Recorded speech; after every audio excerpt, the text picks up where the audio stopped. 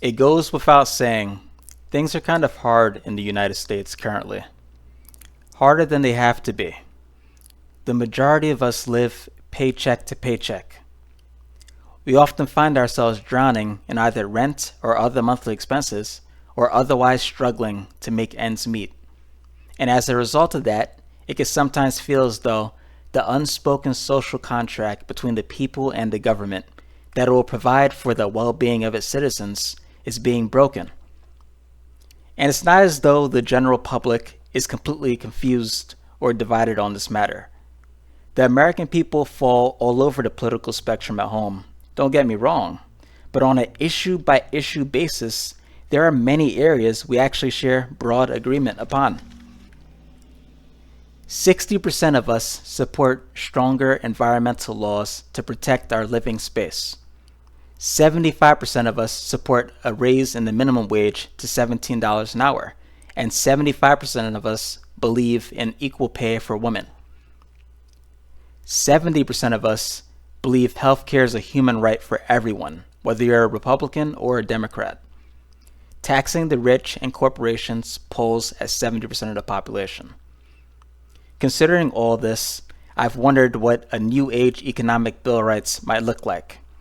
A new social contract that removes the basic necessities of life, like healthcare and education, from a for-profit economy, protects us from automation, AI, and technological unemployment, and restores faith in the government's ability to meet the challenges of our time. The following is my attempt of what a new age economic bill of rights could look like if we come together and fight for one. We will make these changes not because of any single person, but because of what we are capable of achieving when we work together. Before we get into the nitty-gritty of what a new social contract might look like, let's examine the present circumstance we find ourselves in. The normal existing economic status quo we've grown accustomed to almost seems to have been built with a certain degree of pain inherent within it. We often hear talk of how the unemployment rate is purportedly only 5% or lower, but we seldom stop to ask ourselves if that is actually a good statistic or something a nation should be aspiring toward.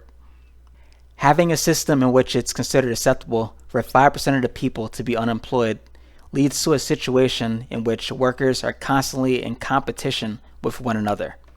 It creates effectively a buyer's market for employers, wherein each worker is desperate for whatever job they can get, knowing they can easily be replaced with one of the many legions of unemployed souls vying for that very same spot.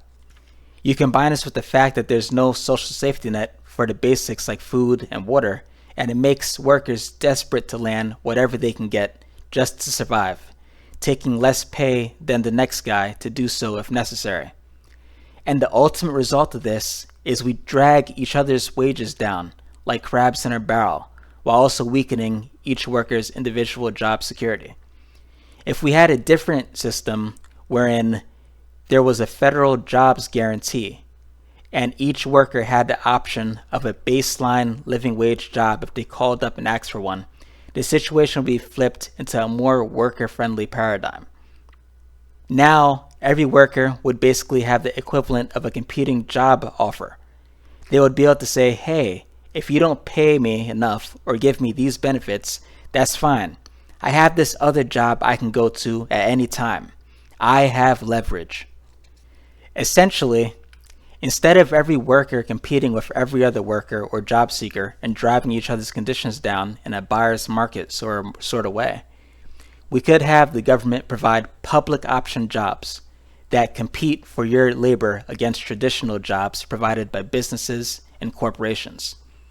Instead of workers competing against one another so much, companies will compete against the government and other companies to secure your labor, driving up wages and conditions for all workers. In a nutshell, if McDonald's had to compete with a $17 or $20 job offer you had from Uncle Sam on standby, they'd be more inclined to give you more.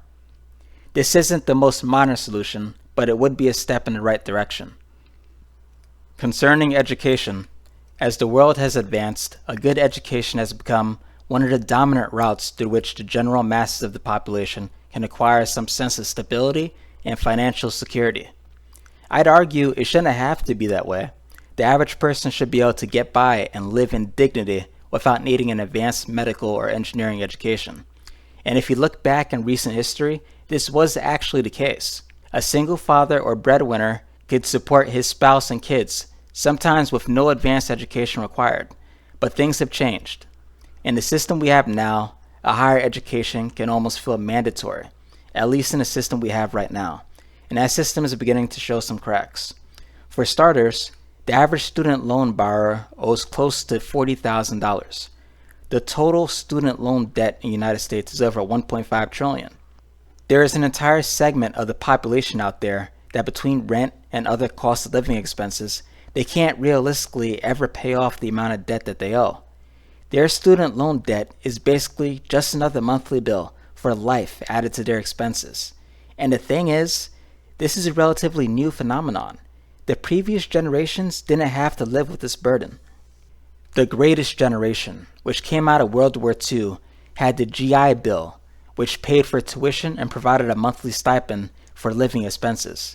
They made up 50% of all college enrollees at the time, basically getting free college. The generations after had the Great Society program, which created and provided low-interest student loans. Tuition was also cheaper. In 1963, a bachelor's degree costed around $3,700 in today's dollars, whereas that same bachelor's degree in academic year 2022 to 2023 costed around $90,000. This graph from the National Center for Education Statistics actually tracks the average cost of tuition then and now, and how it remains low and affordable with modest increases due to inflation all the way until the 90s, where it rose sharply. This rise in cost wasn't just due to yearly inflation. At a certain point, the conscious decision was made that the public education sector would prioritize the extraction of profit over optimal service. Some of us were just unlucky, it seems, to be part of the generations where it became public policy to put you in debt for seeking an education. Healthcare is another major area of the economy that, as it currently stands, needs some work. The American healthcare system, unlike its education counterpart, could use practically a complete overhaul. The healthcare system, as is presently constructed, puts a needless chain of price gouging entities between you and the point of care. One patient recounted receiving a bill for mucus collection devices, which turned out to be a box of tissues, for $400. The manufacture and production of insulin, a life-saving drug for those with diabetes, is estimated to be between $2 and $10 per vial, while the retail price for customers can range from $250 to $300. Outside of just the price gouging, many workers are dependent upon employment for their healthcare benefits, and oftentimes you can't choose your preferred healthcare provider because they are out of network, so there is a distinct lack of choice and options for the average person here as well. Our tax dollars often publicly fund new drugs and treatments, which once finished and ready to be produced are handed over to pharmaceuticals, whom price gouge us even though we're the ones who paid for the research. There's more to it than that, but the point is the healthcare system as it presently stands is in desperate need of a reboot. Unfortunately, as far as the present circumstances go, the situation concerning healthcare is only getting worse. But until we see the math, and I mean hundreds of billions of dollars of cuts, hundreds of billions of dollars of cuts, and stop whining about entitlements, get into that discretionary spending, get into the Pentagon, get into Medicaid. Medicaid, you got to be careful because a lot of MAGAs on Medicaid. I'm telling you, if you don't think so, you are dead wrong. Medicaid's going to be a complicated one. Just can't take a Medex to it. Trump has some of the most loyal supporters this country has ever seen. People that believe in him and would take a bullet for this guy.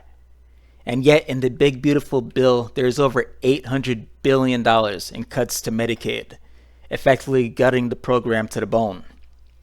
I've seen politicians laugh in the face of their constituents' healthcare needs.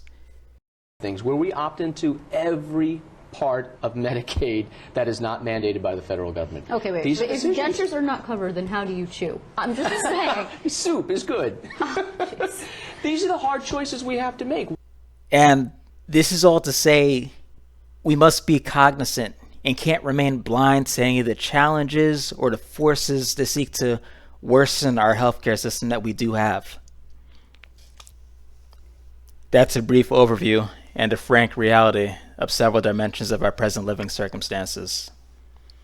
It's not great, but I remain optimistic. America has had a long and winding road, full of pitfalls and dangerous detours, but despite all that, we've always managed to take the right turns and make positive leaps forward. With labor rights, we went from 12-hour workdays, including child labor and no Social Security for the elderly, to $8 workdays, Social Security, and the elimination of child labor. With civil rights, we came from slavery and Jim Crow and segregation to eventually desegregation, the civil rights movement, and even a black president. We fought against evil in World War II, against the forces of Nazi Germany, and triumphed, ushering in an era of growth, prosperity, and advancements. America is not blameless when it comes to the many ills that plague the world. We have a body count, but taken all together, we have a history we can be proud of and take pride in.